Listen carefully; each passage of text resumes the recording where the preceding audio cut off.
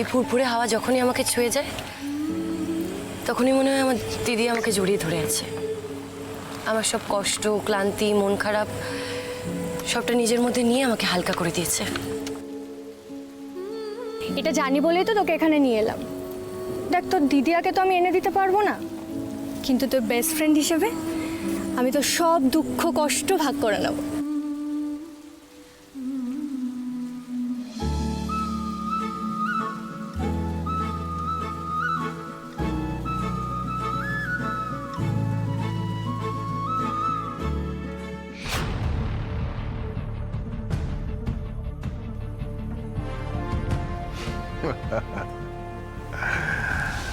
No মাই সন, আজ আমি তোমাকে কিচ্ছু বলবো না, কারণ তুমি আমাকে আজ খুব খুশি করে দিয়েছো।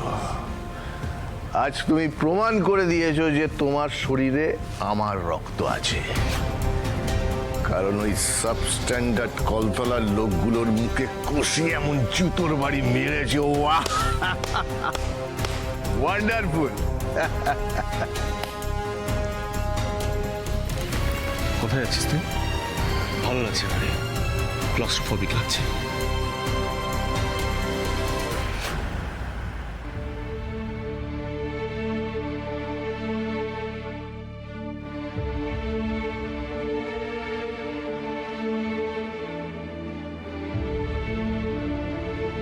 বৃষ্টিটা ভিজিস না, ঠান্ডা লেগে যাবে। তুই আবার এখানে চলে এলি? অফকোর্স, আর কেউ না জানুক, আমি তো জানি তুই কোথায় যেতে পারিস। আমি তো তোকে একমাত্র বলেছিলাম যে বাবা যখন আমাকে মারধর করতো, বকা দিত, তখন আমি এখানেই মায়ের সাথে চলে আসতাম। এই ঘাসের ওপরে বসে মায়ের কোলে মাথা রাখতাম। মা এই দুব্বা ঘাস,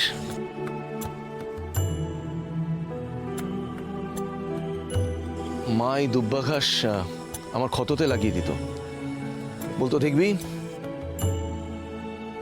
ব্যথা একেবারে কমে যাবে।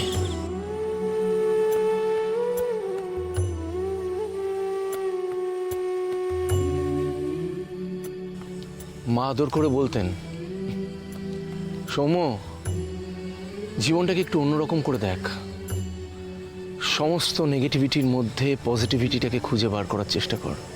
একটু অন্যরকম করে দেখলে দেখবি জীবনটা একেবারে স্মুথ হয়ে যাচ্ছে। কিন্তু মা জীবনটাকে অন্যরকম করে দেখানোর আগেই তো আমাকে ছেড়ে চলে গেল। নতুন মা এলো, ভাবলাম সব ঠিক হয়ে যাবে, কিন্তু কিচ্ছু হলো না। বাবা সেই বদমেজাজি, রাগী, নিষ্ঠুর রয়ে গেল।